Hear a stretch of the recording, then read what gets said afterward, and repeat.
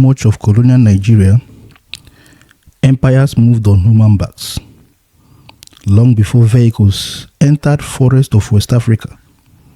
Colonial economies depended on something far more brutal: young African men.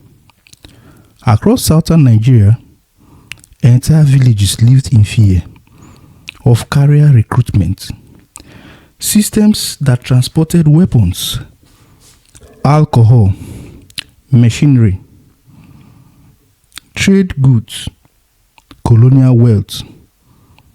And in places like Ajo, the sound of drums could mean your son would never return home again.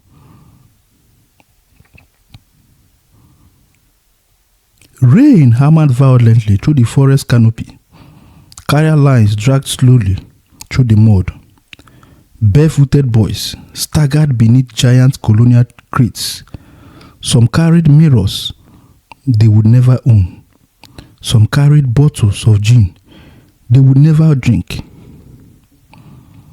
Some carried rifles meant to control people exactly like them. Ahead of the line rode a British officer on horseback.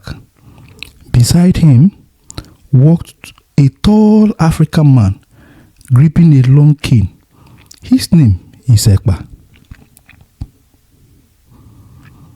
And in Ajo,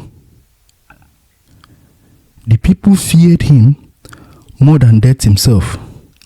In fact, Ekpa is synonymous to death, because colonial rule did not survive through European power alone. It survived through the fear mongers like Ekpa. And the fear always needed local hands, strong hands like himself. One exhausted carrier suddenly stumbled as they moved.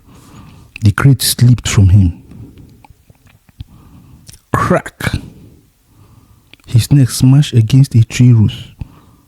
The boy collapsed, motionless in the mud. The white officer barely turned his head, but Ekpa stepped forward and furiously whipped the corpse repeatedly. "Stand up," he said. Nobody moved.